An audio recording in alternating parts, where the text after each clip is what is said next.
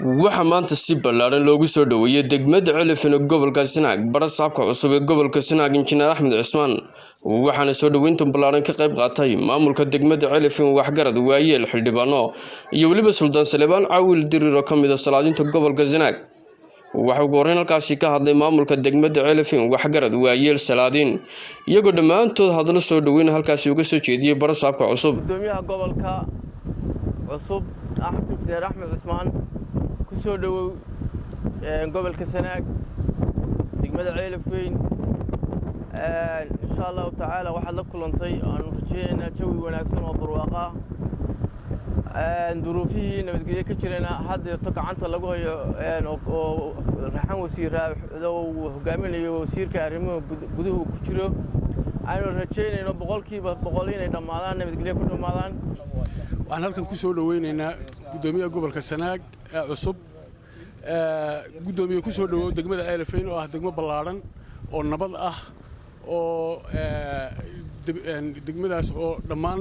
dadweynaha jooga ay diyaar u yihiin inay soo dhaweyn wanaagsan iyo kulan wanaagsan kula yeeshaan awalan ilaahay baa mahad leh waxaynu gacmo furan iyo kaliya la ku soo dhaweynaynaa gudoomiyaha cusub ee gobolka Sanaag Injineer Axmed Cismaan waanu ku soo dhaweynaynaa qalbi furan iyo farxad runtii gudoomiye gobolka Sanaag waa gobol ballaaran aad u ballaaran marka qiyaas ahaan waxaan ku qiyaasi karaa sida la sheegay Boorame iyo Gabil iyo Muradjeex barkii oo la isku daray oo gobol aad u ballaaran weeye ilaahay nimco iyo xoolo iyo barwaaqo u dhigay xoolaha waa laga yaabaa in sheeko xumi ka soo gaadhayo dhowrkii sanadood ee la soo dhaafay dagaallo iyo maartay ka socday dagaal sokeeye alxamdulilaahi rabbil caalamiin wanaga gacmaysiisano uu dhamaaday waxaan ku rajaynaynaa nasiib wanaagsan inaad u yeelato inaad dhinaca horumarka oo kaliya ka shaqeysay wax dhibaato iyo wax shaqo aan la kulmin gudoomiyaha cusub markii horena injineer ahaa oo haddeerna ku soo gaaray degmada Celifin aad iyo aad baan gudoomiye ku soo dhaweynaynaa boqolkiiba boqol anigoo ka hadlaya afka cuqaasha degmada Celifin soo dhawow baan ku leenahay warbixinta deegaankana waxa ka bixiyay xogayaha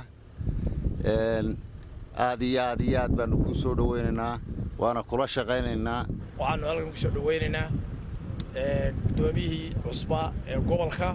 oo na soo gaaray galabta Axmed Cismaan aad iyo aad baanu ku soo dhaweynaynaa gobolka Sanaag oo nabada oo nimco ah oo barwaaqo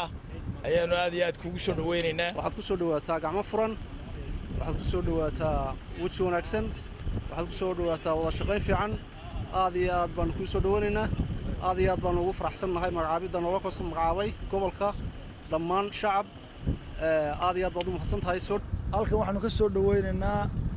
gudoomiyaha cusub ee gobolka Sanaag anagoo ilaa saaka diyaar u ahayn soo dhaweyntiisa insha Allah gudoomiye waxaan kugu soo dhaweynaynaa gacmo furan iyo caleemo qoyan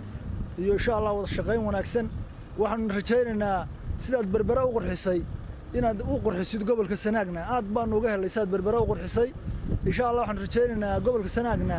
inuu ka sii bato waxaan soo dhaweynaynaa gudoomiyaha loo soo magacaabay gobolka gudoomiye ku soo dhawow gobolkan waana barwaaqo xilli barwaaqana oo ugu soo beegatay halkan waxaanu ka soo dhaweynaynaa gudoomiyihii gobolka